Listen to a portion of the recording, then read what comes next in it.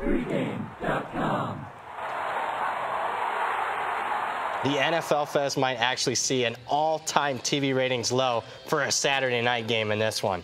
This is Brad Powers, Pregame.com studios, just off the Vegas Strip. We're talking Saturday night NFL action. And normally I say we got a good one for you. I don't know if that's the case in this one. We have the Indianapolis Colts taking on the Baltimore Ravens. Fez, who do you like in this matchup and why? I am on the Colts, hoping for a 14, but I'd take 13.5 if I have to. It's all about the bad scheduling spot for the Baltimore Ravens. 2 division games on the road. They play at the Steelers. We all remember that tough physical game. Then they go ahead and play at the Browns. They have the Cincinnati Bengals on deck. And here's a gimme, an easy game against the Colts. I got to tell you, this game looks awfully similar to me to a game the New Orleans Saints just played against the hapless New York Jets, where they sleptwalked the entire game. Finally pulled away, won by 11. Probably shouldn't even have won by that much. Got the win, didn't come close to getting the cover. You talk about Baltimore not giving a full effort here. I'm concerned about Indianapolis. I mean, this is a game that's close to the holidays.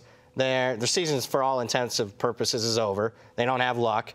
Their lame duck head coach in Pagano probably won't be here next year. They're going to get up for a game on December 23rd? Absolutely, and here is why. Because it's on national TV, and they just played a game on national TV, played a horrible game against Denver. They lost that game by double digits, and it would be easy to go ahead and just say, hey, I don't care about the media calling me out and talking about how terrible I am, but these guys are human beings. They've got 9 days to prepare. They got one last nationally televised game. They're going to have this game circled as their Super Bowl. All right, one last nationally televised game. Where have I heard that before? Oh, yeah, our last 2 Monday Night Football videos where you've had tremendous success playing on the disrespected dog. Playing on the disrespected bad team dogs. The Miami Dolphins win outright against the Patriots. The Tampa Bay Bucks almost beat Atlanta straight up. Certainly cover. I see not 100% similarities, but a whole lot of similarities in this game with the Colts. And it's not 100% because those 2 teams, Fez, were at home. A lot easier to get up for it when you got the crowd behind you. Any worries that this one's on the road for Indy? Some concern, but that's why I'm getting 13.5 instead of 8. And let's face it, I talk about how they got rolled and crushed by Denver.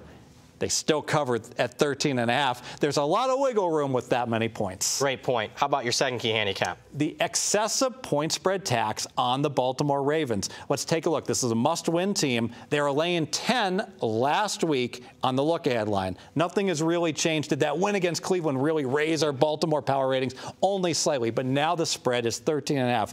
Why? Because the NFL favorites are having an unprecedented run of success, especially last week, where every single favorite won straight up, and they've been covering, frankly, since week 7. The bookmakers are getting killed, and they're raising all the spreads on these games. Let's talk about that success, not just last week, but you mentioned it over several weeks. Since week 7, if you just blindly bet on every single NFL favorite, 79 covers, 46 losses, 7 pushes, 63% betting on NFL favorites. Agree with you, the books are tired of getting killed, and that's why we're seeing some point spread inflation. And the books are looking at the schedule, and they say, all right, who plays Saturday?